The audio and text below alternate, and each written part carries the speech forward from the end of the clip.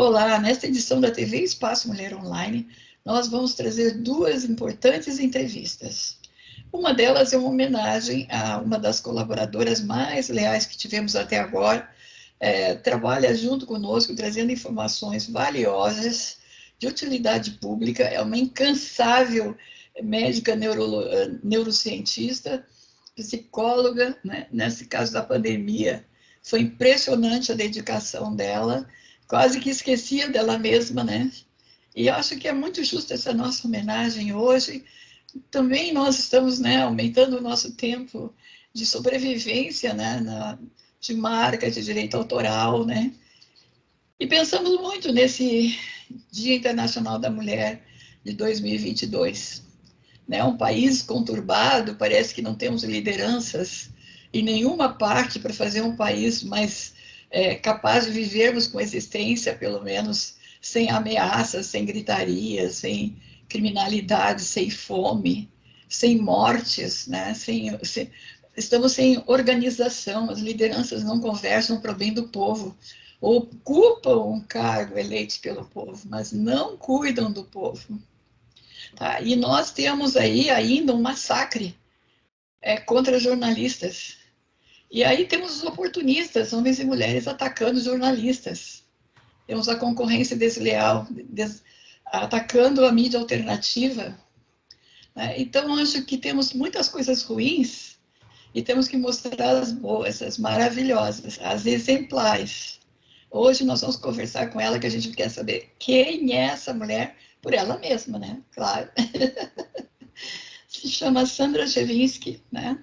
E ela vai conversar conosco, contar um pouco da história dela, como é que foi essa turbulência toda, e o que ela traz de bom, de conselho, de exemplo para nós, tá bom?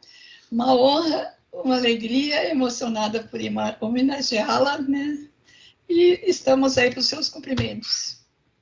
Olá, pessoal. Olá, Beth. Primeiramente, eu queria dizer o quanto que eu estou emocionada com essa homenagem e não me sinto eu homenageada, mas eu me sinto aqui representando um batalhão de mulheres que lutam, que todos os dias acordam cedo, vão à luta e sustentam as suas casas, sustentam as suas famílias, criam os filhos, trazem mais qualidade ao mundo do trabalho, que eu falo que a gente não tem um processo de globalização, a gente tem um processo de mulherização, né? As mulheres estão à frente, se você entrar num banco, a maioria das funcionárias são mulheres, então os lugares que você vai estão sendo realmente ocupados por mulheres que trabalham com qualidade, que se dedicam, os bancos universitários também são mais ocupados pelo público feminino. Então, eu me sinto aqui representando, não é, as mulheres de uma forma geral e meu tributo a todas essas lutadoras pela vida. Que lindo, né? E é pior que ainda tem gente em cargos elegidos, né, vamos dizer assim, né, sendo misóginos e atacando mulheres, né, dando péssimos exemplos.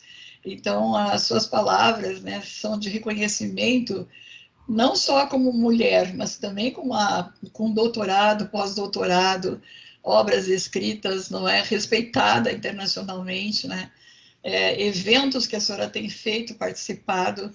Então, creio que algumas pessoas devem aprender mais antes de falar qualquer coisa, aprender a falar menos também, para não atingir as categorias, né? As pessoas depois, quando alguém quer voto, falou mal de mulheres, não acha que vai conseguir voto de mulheres, só um pouquinho de inteligência, né, gente?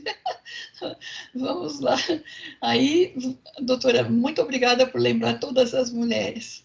Mas eu achei, assim, formidável o seu trabalho durante a pandemia, até me preocupava.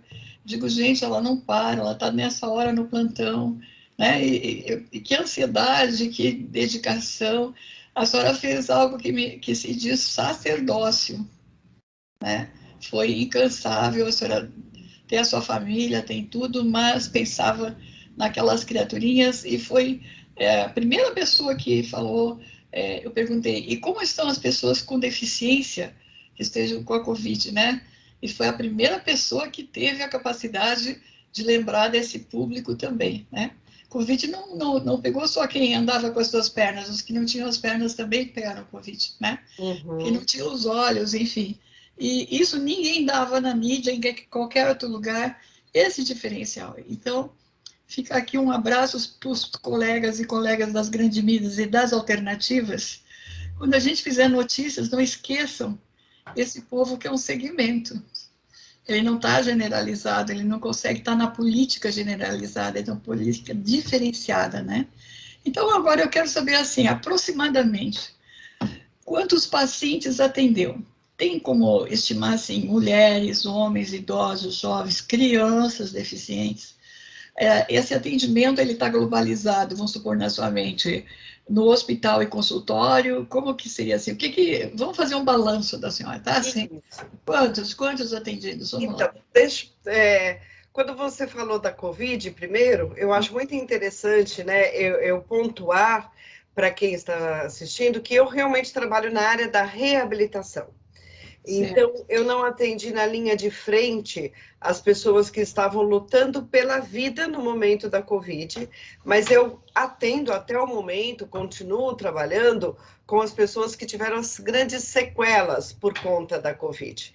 Então, a Covid traz sequelas físicas, não é? Pessoas que não conseguem se mexer, que não conseguem nem levar o braço até o rosto para enxugar a própria lágrima. Eu acho que isso é uma cena muito marcante, que a gente passa por isso, vendo os pacientes, pessoas que não se mexem, pessoas que não andam, que precisam se recuperar, precisam recuperar-se dos traumas, a memória fica abalada, a linguagem fica abalada, e muitas vezes as pessoas estão nessa situação e não conseguem vivenciar e trabalhar um luto, porque perderam o companheiro na UTI ao lado. Não é? Então, esse é o drama que a Covid ainda traz e que nós lidaremos com isso ainda por muitos anos. E aí, quando você pergunta, né, dessa estimativa de pacientes, eu posso te responder que é impossível eu fazer essa estimativa. Por quê? Eu entrei em março de 88, eu já comecei a trabalhar na reabilitação do Hospital das Clínicas, da Faculdade de Medicina da USP. E na faculdade, e na reabilitação, no HC, a gente atende do 0 ao 120, né? Porque já atendi pacientes com mais de 100 anos. E já atendi crianças que saíram da maternidade e foram direto, né, para reabilitação, por uma série de problemas. Então, essa população, a idade, houveram dias, por exemplo, de plantões de 12 horas, e que eu atendia 6, 7 grupos, cada grupo com 12 pessoas, então, durante anos. Pacientes individuais, familiares, grupos. Então, desde 88, atendendo, não é? Com essa gama de pacientes, alguns individuais, outros em grupo, triagens, que são atendimentos mais pontuais, de que às vezes 15 minutos, meia hora, que às vezes numa manhã você atende 30, 40 pessoas. Então, realmente eu não tenho como fazer essa estimativa, mas assim, o maior número de pessoas que eu já atendi sempre foi no Hospital das Clínicas, não é? Depois eu também trabalho no Hospital Sírio-Libanês, com atendimentos individuais, mas atendo paciente em UTI, atendo paciente no leito, quando é necessário, atendo paciente em ambulatório. E desde que eu saí da faculdade, eu também tenho o meu consultório particular. Além disso, eu já atendi em programas de reabilitação ocupacional em empresas estatais. Então, eu ia até lá e atendia pessoas que estavam em fase de readaptação de trabalho, readaptação de emprego. Trabalhei algum tempo com um número muito grande de pessoas em processos seletivos de admissões também numa empresa estatal. Então, realmente, você veja, de 88 até 2022, eu não tenho ideia, sendo que tem dias que eu atendo, já atendi alguns dias mais de 50 pessoas, num dia só, né? Então, é uma estimativa Mas eu acho que dá para a pessoa que está me assistindo pensar assim, caramba, ela já viu muita gente, já ouviu muitas histórias da vida, com certeza. Não conseguiu nem tempo para almoçar, de repente, né? Há Porque muitas tanto, vezes. é, Muitas vezes. Tem dias que você vê que você está passando mal e aí você percebe que é porque você não comeu. Entendeu? essa é que é a vocação. Olha, gente, a diferença de alguém que quer o salário e a diferença de quem trabalha por vocação, né? Então, depois a senhora vai explicar, acho que mais duas perguntas, as áreas que a senhora é formada, que tem muitas pessoas que não sabem, né? Então, agora eu quero, porque eu recebo seus convites, as informações, eu comecei a pensar, mas, puxa vida, vamos fazer um balancete com ela, vamos ver se ela consegue, né? Aproximadamente, quantas palestras, entrevistas, livros editados? Pode ser do período que já está formado, após o doutorado, que a senhora queira, pós-doutorado, enfim, que a senhora queira, digamos, citar melhor, né? E alunos, hein? Quantos que a senhora já preparou aí, até para doutorado? Eu já vi uns monte de homem lá, tudo desesperado, e ela lá socorrendo, né? Tem que fazer o doutorado, vai fazer o quê? Sou muito bom em números. Vamos É, começar pelos livros. tá, Vamos começar. Eu tenho algumas participações em alguns livros, como tem um manual de reabilitação que saiu o ano passado pelo Sírio-Libanês. Tenho participações em alguns livros que foram editados pela universidade, pela findada Universidade de São Marcos, alguns capítulos e algumas pontuações em algumas coisas da PUC também, que onde eu fiz minha graduação e onde eu fiz o meu doutorado. E eu tenho um livro só meu, que é o da reabilitação neuropsicológica da memória no traumatismo crânioencefálico, em que eu demonstro o tratamento de 2 jovens que sofreram um acidente e ficaram com a memória abalada. Então, é um livro técnico, obviamente, mas ele ensina para o profissional que queira trabalhar na área como a gente pode tratar a memória de alguém que tem esse abalo. Faço parte da organização de um livro sobre atrofias de múltiplos sistemas, que é uma doença neurológica evolutiva, parecida com o Parkinson, mas muito mais grave do que o Parkinson, muito mais rápida, né, a evolução.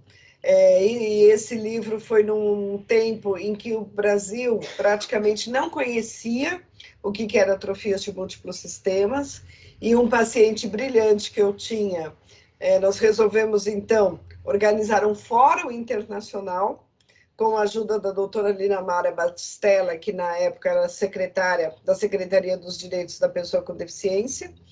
E aí foi muito interessante, foi muito bom esse fórum, e esse fórum surgiu este livro com todos os colaboradores. Tem um livro gratuito que a Beth já tem, que eu já passei, e que está que vocês conseguem acessar pelo ISO da internet, que é tudo que é importante saber sobre lesão encefálica adquirida. É um livro para quem é da família, ou mesmo para o paciente, ou para quem não está acostumado a lidar com pessoas que tiveram um derrame, que sofreram um acidente, que tem algum problema no cérebro, e aí mostra como lidar, como tratar de uma forma bastante simples. E é muito legal. Esse livro, assim, ele é muito legal, com desenhos maravilhosos de um amigo. Fiz em parceria com a doutora Vera Rodrigues Alves. No momento, estou terminando a organização de um livro sobre sequelas da Covid, né, que sai, se tudo der certo, nesse semestre ainda, que é realmente para os profissionais. Então, ele é um livro bastante completo, com médicos, nutricionistas, fonoaudiólogos, fisioterapeuta, terapeuta ocupacional, psicólogos, os tratamentos. E ele, além dele mostrar o que acontece como sequela, ele é um livro que mostra como tratar, não é? O que os profissionais de saúde precisam fazer com essa população, desde aquela pessoa com sequela mais grave até a pessoa com sequela mais branda. Estou organizando um livro igual esse das lesões encefálicas adquiridas, também sobre crianças com deficiência, os pais, né, para quem cuida das crianças. Esse é um livro. Enquanto Lesão Encefálica Adquirida, eu escrevi praticamente sozinha, e a doutora Vera sempre era revisora e tudo. Esse não, esse da criança, ele é um livro que eu organizo junto com a doutora Vera, mas tem vários autores também.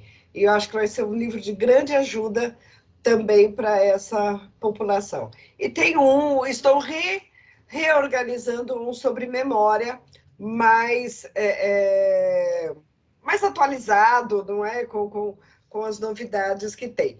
Mas eu tenho pouco tempo, como a Beth disse, porque eu trabalho em 2 hospitais, no consultório, adoro dar aula, me convidam para dar live, me convidam para dar uma entrevista, sempre de forma gratuita, e eu faço isso com o máximo prazer, porque eu acho que conhecimento não pode ficar parado, ele tem que andar, né? A gente tem que tocar para frente. Isso é porque a senhora tem pouco tempo, né? Imagina se tivesse bastante.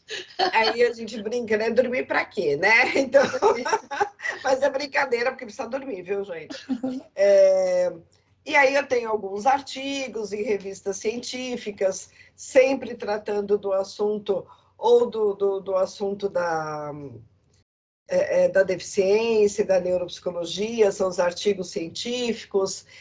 Tenho bastante publicações numa revista chamada Acta Fisiátrica, porque comporta essa questão da deficiência. Escrevo em 2 revistas, não é?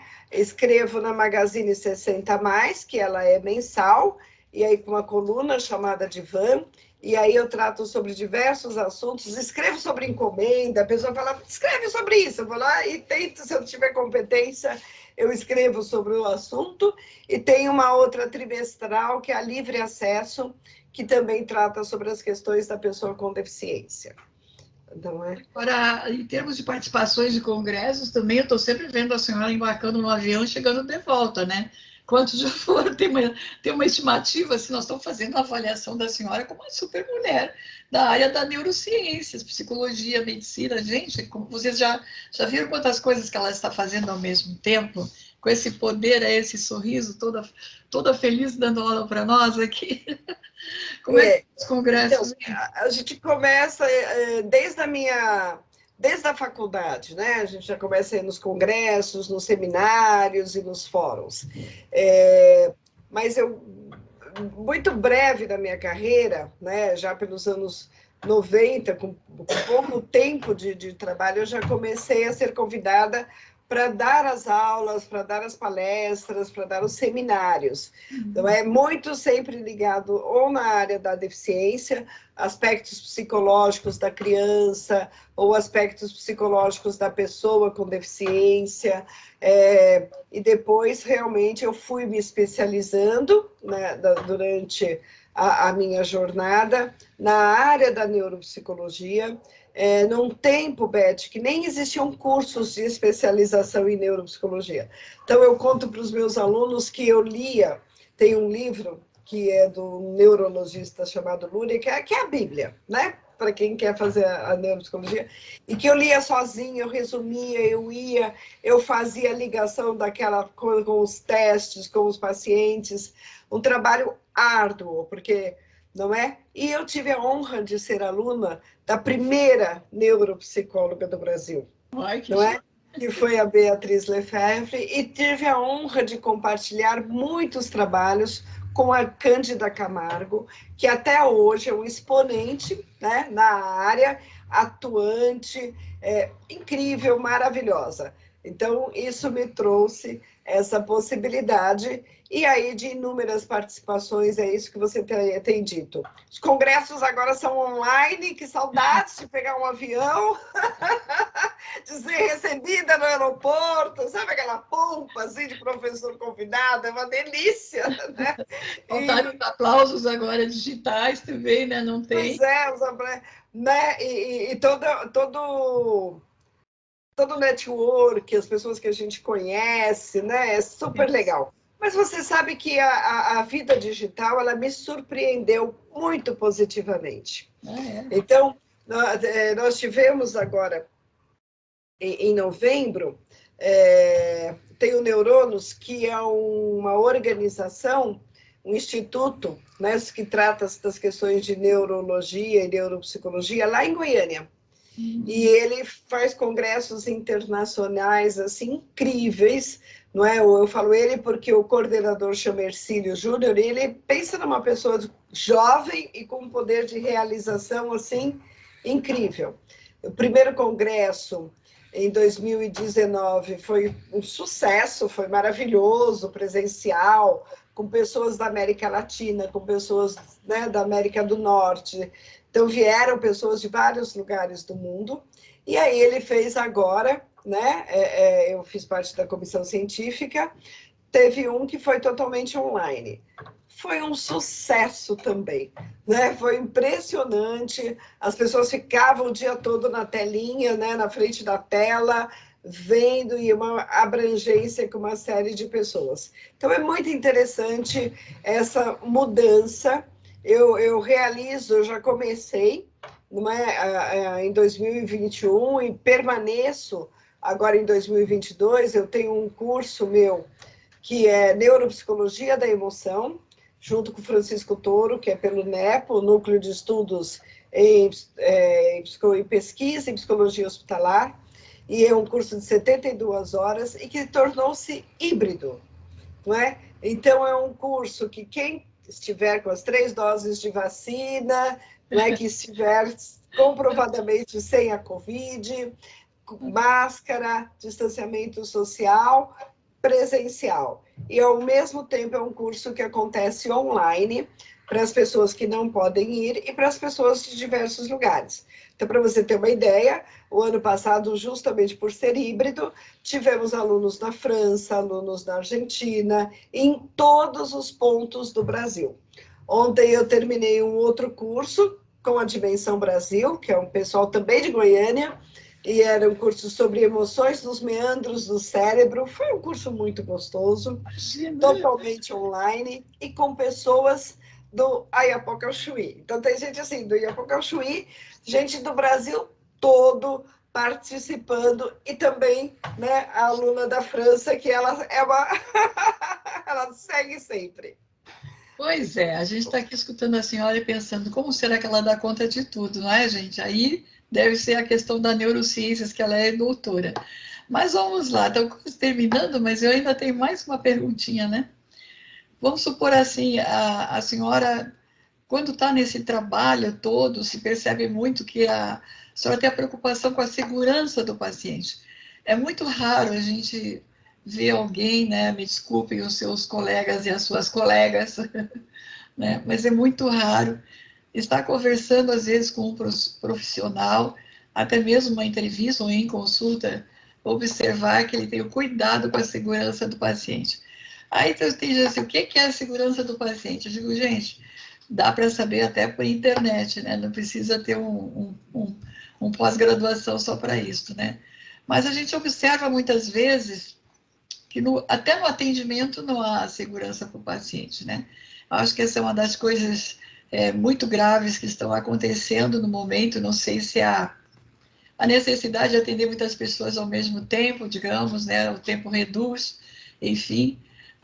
E estamos, inclusive, na área da cirurgia plástica, onde as mulheres, a maioria, são vítimas, né? Um caso violento de deformidades pelas cirurgias e, ao mesmo tempo, as mortes, né? E se pararmos para pensar, se houvesse obrigatoriamente ter que orientar a pessoa sobre a questão da segurança, né, do aspecto cirúrgico, que ele teria antes, durante e depois, e que ela recebesse, nem que fosse numa sala por uma profissional preparada para esse fim, né? E a pessoa assinasse um termo que estava ciente, que teria que ter com os cuidados, né? Nós teríamos uma redução de mortes e de aleijados por cirurgias bem reduzidas. Acho que falta, me perdoem todas as instituições de áreas médicas, principalmente as cirúrgicas, né?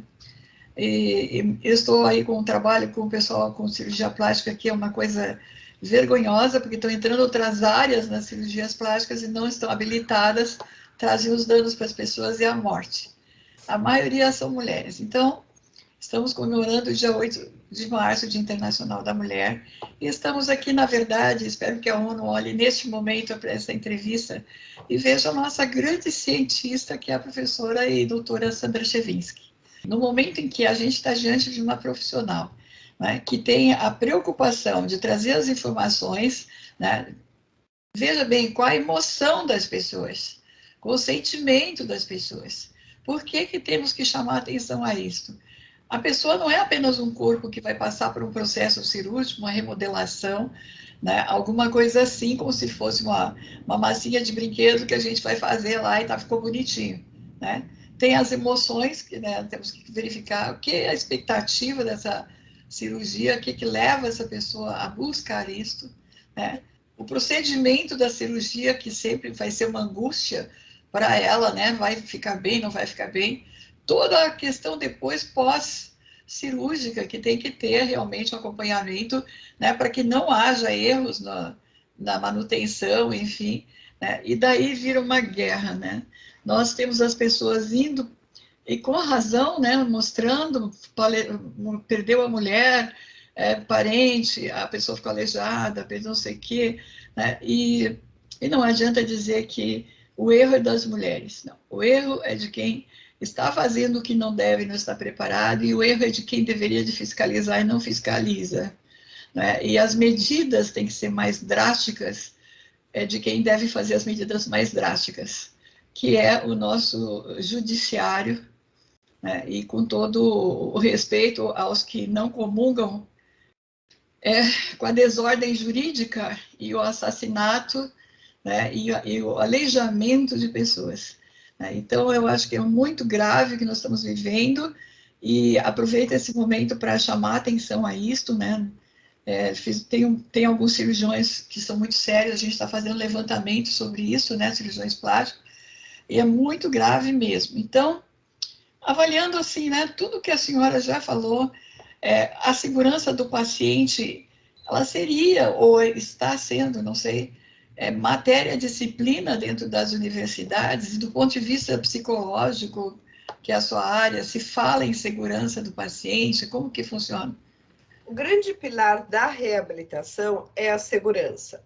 Não só a segurança de quem já tem uma deficiência ou quem nasceu com alguma deficiência, mas a segurança em termos profiláticos também. Então, se as pessoas tivessem, não é? Se as pessoas percebessem o quanto que é importante determinadas medidas simples na vida, nós evitaríamos muitas pessoas com deficiências incapacitantes, muitas pessoas em cadeira de rodas, muitas pessoas com problemas mentais aí porque bateram a cabeça. Eu participei uma vez de um programa, de um noticiário, né, numa entrevista, em que nós fomos até o metrô, vendo pessoas atravessando a rua com celular, olhando o celular, subindo escadas com celulares, e as pessoas falam, não, o celular eu não largo de jeito nenhum. Isso é porque, infelizmente, as pessoas não têm noção e consciência de quanto um acidente pode ser extremamente complexo, não só fatal, mas né, trazendo ali consequências e deficiências e limitações para o resto da vida.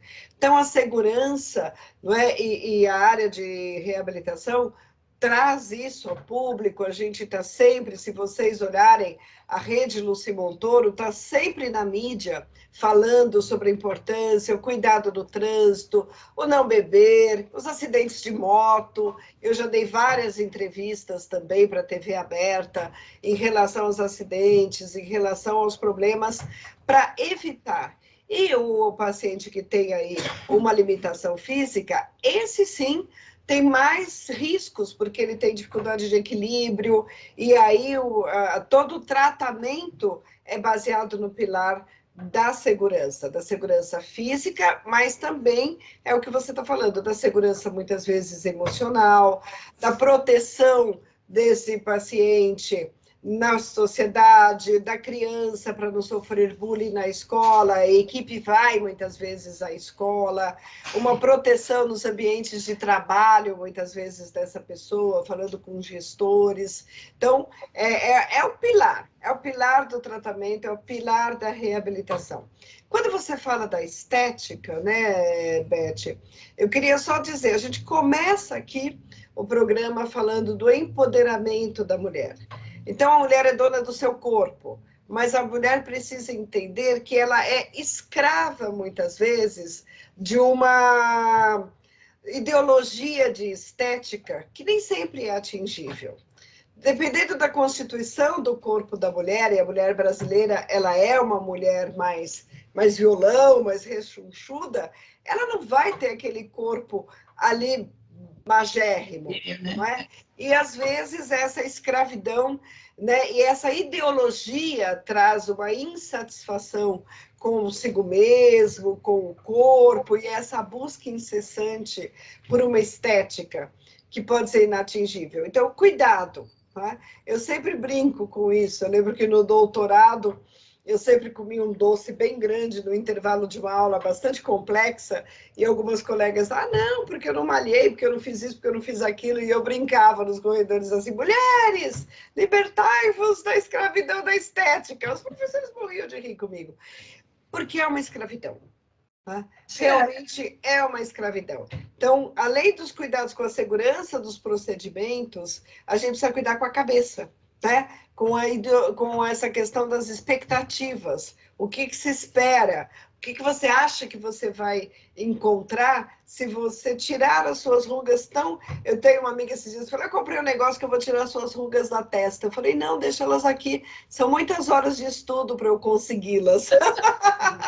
Não tem por que tirá-las, elas representam aqui, né, muitas horas, então deixe minhas rugas, não tem por que tirá-las, elas são marcas. Perfeito. São marcas da vida. Né? Então a gente precisa só cuidar com essa escravidão. O seu sorriso não vai fazer só ficar enrugada nunca, pode ter certeza, está sempre alegre, né? Todos os problemas, ela está ali sempre sorrindo para todas as pessoas. É um grande exemplo de psicóloga, né? De neuropsicóloga, é professora, doutora, né? Ensinando os alunos a terem ética, a terem acompanhamento do cliente, né? Não é assim, atendeu e vai embora. Não, ela fica dando um oi, melhorou e tal. Tá? Então, realmente, um exemplo de profissional, e a nossa gratidão aqui, doutora, deixa aí, caso queira se dizer mais algumas palavras, tá? Para encerrar, né? E nós fizemos um poeminha para a senhora que eu não vou colocar aqui, só depois que eu vou declamar e vou botar lá.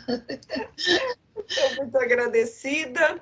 E a minha homenagem, eu estou aqui falando com você, a minha querida amiga Madalena, que é uma mulher super porreta, dando risada aqui quando eu falo das rugas, quando eu falo, né?